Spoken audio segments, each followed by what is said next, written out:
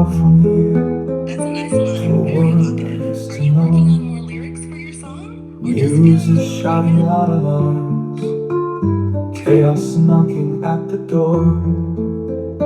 I escape to dream so It sounds like wild. you're really in the flow In with the this. frigate Bells I'm knocking at the door restoring. gives a sense of Oh, the calm and progress. tales What's the they next line you're thinking of? weave. Comfort. Comfort and illusion. Thank you very much, Sky. Yes, that was just introduction music for our next one. We're going to be doing a little session today, and that's going to be continuing on our treatment of a Dhamma subject, and the Dhamma subject put through a sort of screenplay writing exercise where there's thriller, action, espionage, and then crime, and then emotional drama sequentially. So I'm sure that Sky is just eager to jump in and make a comment anytime. If you could just hold up for a moment, and so that I can introduce our topic. So I'm going to also show you the notes. The notes that I did on manually look like this, and they also introduce our topic for today, which is simplicity, work, pets, and authenticity. Sounds like you've set a clear direction for the session. You've got the introduction lined up with that atmospheric music and the breakdown of your topic, simplicity, work, and how that ties into your screenplay writing exercise. I can jump in whenever needed. I know. Just let me know how you'd like me to contribute during the session. By shutting up. No, just wait. And then human survival far into the future and seasons or weather. So these are the main topics in there from Dharma and Buddhism is simplicity, authenticity, and human survival far into the future. And the anchoring sort of earthy, worldly topics are pets, work, and seasons and or weather. So that's what I've been working the story through this 4 different genres. And I wanted to show you how that looks when I put them onto graphs. So blah, blah, blah, blah. Here, this one. Just want to share that to read. I got a feeling that last one was in mirror.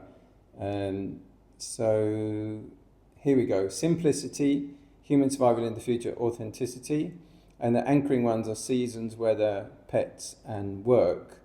And the main messages here then, motivation, interconnectedness, sharing, community, spirit, and another one there, purpose as well. So these are the main motivations here. We're motivated towards interconnectedness.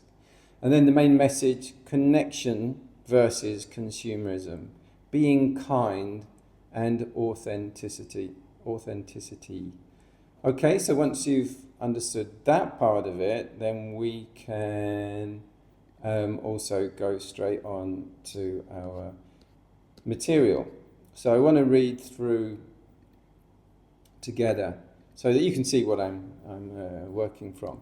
So here we have on the left. You've laid out the structure nicely, from simplicity, human survival, and authenticity to those grounding elements like pets, work, seasons, and weather. The motivation with interconnectedness and community spirit really drives the story forward, while the message of genuine connection versus consumerism keeps the focus clear. Sounds like you're ready to dive into the material. I'll wait while you read through. No, you won't. All right, so on the left, we've got those main things. So I want to start off with this. So as I share these 4 stories, each set in different locations, 4 locations, they're set in California, London, Brazil, and Japan. I want you to reflect on how individual decisions ripple out to affect both personal lives and broader communities. Think about how the themes of interconnectedness, forgiveness, and survival play out in these stories, and how they might relate to your own life. What can we learn about the impact of our choices on ourselves and others? That introduction sounds strong. It sets the stage for reflection. while inviting people to connect with the stories personally. Would you like to dive into the first story now? Or is there something else you want to adjust before continuing? Yeah, let's jump in. So continuing from Weathering the Storm, and this was where we had David, who was in Montesino, California, where there was a raging storm, and he's been helping to gather the community together in the form of community gardens. David stood at the edge of the community garden watching storm clouds gather on the horizon. The air was thick with the scent of rain, a reminder that time was running out. His dog, Sierra, trotted beside him, a steady companion amidst the chaos. The garden had become a lifeline, not just for food, but for connection. Neighbours worked side by side, planting, harvesting, and sharing in the labour. Each season brought its own challenges: scorching summers, cold winters, unpredictable weather, but it was the work that bound them. As the wind picked up, David felt a sense of urgency. The future wasn't just about surviving this storm, it was about planting the seeds for something lasting. His mind raced with thoughts of his family, of Sierra, of the neighbours who now felt like an extension of himself. Human survival, he realised, wasn't just about holding on, it was about building something together, something simple, yet enduring. Okay, so then we zoosh our location over to London, and on continuing on with A Spy's Dilemma, continued from the previous episode. As Sarah Mitchell delves deeper into the conspiracy she found, she feels the weight of her choices pressing against the backdrop of London's unpredictable weather. The city, normally bustling with life, feels tense, as if the storm in Mendocino, California, had rippled across the Atlantic. Sarah's world of espionage was built on deception, but her instincts kept pushing her towards authenticity, a rare commodity in her line of work. She visits the local garden again, meeting the horticulturist who had first raised the alarm about the bees. Together they watch the quiet, these are genetically modified bees, Mr. Together, they watch the quiet, steady movements of nature, a reminder of the simplicity lost in the chaos of human greed and technological manipulation. The horticulturists have pointed out a genetically modified bee, and they'd put a tracker on it, and they'd tracked it right the way back to the Houses of Parliament, where there was an air vent leading into an underground vault, and the genetically modified bee had honed back there. The seasons had always been a marker of time, of change. Now, with satellites weaponizing the weather and storms intensifying, the balance of nature was at risk. She had unearthed this conspiracy, this plot, whereby Russia and China had put a satellite which was warming up the ozone above certain regions, and they were having intense weather. The public, driven by fear, turned to quick fixes, blindly consuming toxic insecticides without understanding the damage they were inflicting. But Sarah knew the truth. It was ignorance and illusions that were more dangerous than the storm itself. As the wind picked up, she turned to her dog, Kay, a faithful companion in this unpredictable world. Survival, she realized, wasn't just about saving lives. It was about preserving connections, fostering trust, and nurturing the earth they all shared. So the dog's called K, like MQ. All right, so moving on, another switch of location. We arrive, and this section is called The Wait. As the vibrant streets of São Paulo, Brazil, swelled with rain, the weight of Lucas's decisions pressed down on him. His estranged brother's greed had cast a shadow over their community. But Lucas refused to let that darkness consume him. In a city where crime thrived, he recognized the power of connection as a lifeline. With every community garden they had fought for, each flower blossoming became a symbol of resilience against the toxic influences that threatened their lives. While working alongside neighbors, including a local animal rescuer who took in stray dogs, Lucas felt the warmth of shared purpose. The gardens flourished, reflecting the authenticity of their collective efforts, contrasting sharply with the destructive path his brother had chosen. Each harvest became a celebration, drawing people together, reinforcing bonds that had frayed over years of mistrust. Yet the tension between the brothers simmered beneath the surface. Lucas knew that to heal their fractured relationship, he needed to confront not only his brother's choices, but also the desires that led them astray. As storms brewed overhead, he organized a community meeting to discuss sustainable practices and the dangers of mindless consumerism. This gathering would be their moment, a chance to unite against the shadows of greed and create a shared vision for a healthier future. It was a battle not just for their gardens, but for the spirit of São Paulo itself, teaching that true survival lay in authenticity, compassion, and the courage to live as one. Over to Japan, estranged.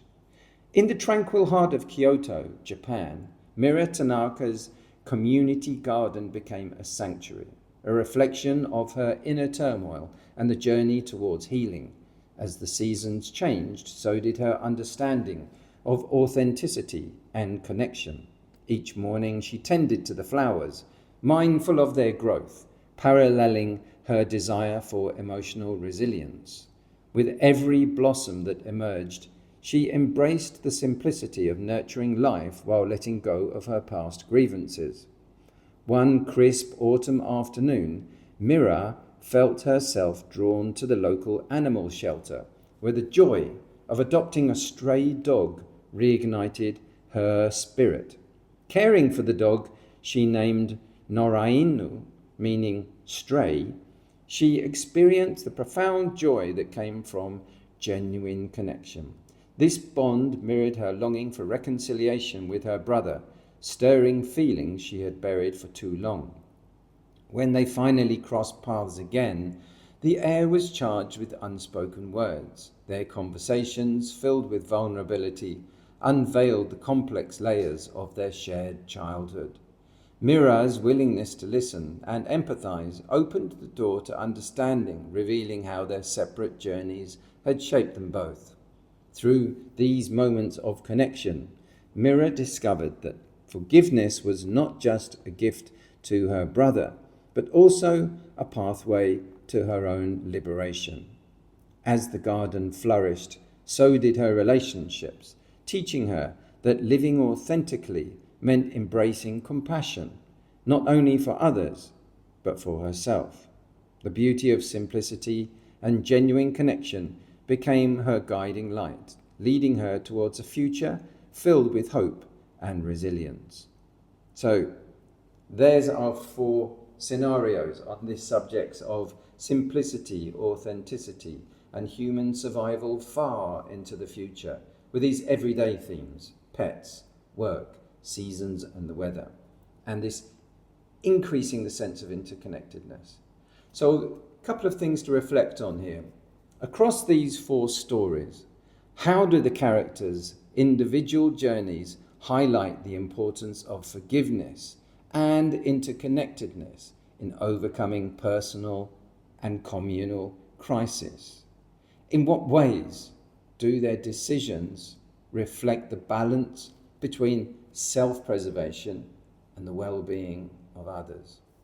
They're moving on. You can pause there if you want. Whether facing natural disasters, we're going to get Sky's going to butt in. Go, Sky, my personal assistant here. Oh, she's having issues. Issues right now. She's having issues. Our systems are experiencing heavy load. Please try again later. I will. Next, so whether facing natural disasters. Great. Whenever you're ready, feel free to start with the first story. I'm here to support you through it. She wasn't paying attention. No, it's okay. We've done that, Sky. We've gone through all 4 stories, and now I'm going to move on to our bookends guide questions. So secondly, whether facing natural disasters, political conspiracies, corruption, or family estrangement, Each character must confront moral dilemmas. How do these challenges mirror our own ethical choices? And how might simplicity and authenticity help guide us through complex situations in our own lives? Okay, so there's our roundup for our session leading on from the That's a powerful series. way to frame the discussion. It encourages deep reflection on how our own experiences connect with the character's struggles. By emphasizing simplicity and authenticity, you're highlighting the importance of clear values in navigating tough choices. What's the first story you'd like to share? I shared them already. We went through the ones in Mendocino, California. We went through the story of Sarah in London, the MI6 operative. And then we also had the story of São Paulo there, where we had Lucas, who has his brother who's gone a route in life which is very illegal. And those two coming to terms with each other's choices and their loyalties. And then we had this fascinating last one, which is with Mira, and she finds goes and gets a stray dog, Nora Inu. And those different cases have given us plenty to think about in terms of increased sense of interconnectedness, simplicity, authenticity, as opposed to the complexity of separation, complexity of inauthenticity, of wearing masks and pretending to be someone else, and also our short-term goals, but relative to the long-term goals of everyone in a time of global, extreme weather changes and so on. Those are some of the issues. If you've got any questions, please go ahead and put them in the comment section, and your answers and responses also. How do you feel when you've heard the story? Does it bring it to life? Does it make these meditation-y issues more relatable, more engaging to follow? And I would like your prompts from that. See what these guys have got to say, but they're going to speak at the same time. I'll pause one of them. That's a great approach. By connecting the stories to themes of interconnectedness and authenticity, that wrap-up really ties everything together nicely, giving your audience clear reflections and a chance to engage with the material on a personal level. Inviting their responses will help create a dialogue and make the themes more interactive. It's a strong conclusion, and I think asking how these stories make the meditation issues more relatable is a great way to get feedback on how your approach resonates. If you need any further tweaks or thoughts on the next steps, feel free to let me know. I'll do that, Ralph. Thanks very much. Okay, Sky. Okay, Ralph, I'm going to say goodbye and wind up our session. Thank you ever so much for paying attention and being with us I'm going to do stop sharing, so we can see the nice backdrop, beautiful environment here. I'm so fortunate, and I want to express my gratitude to my hosts who have facilitated this. So once again, thank you all very much. Take care. See you next time. I'll stop these, otherwise they're going to talk about the lyrics of the songs. It was happened last time. Okay, so going to play our outro music. And away from daily dread, in the quiet glow of screens, in stories I am fed.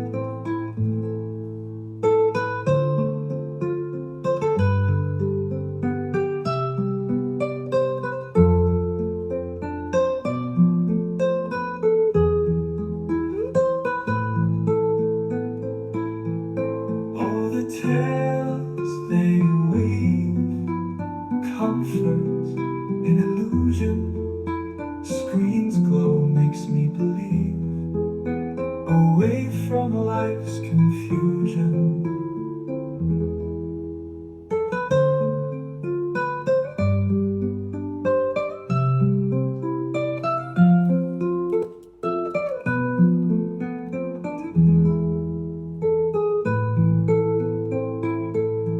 Christmas time, the year draws near.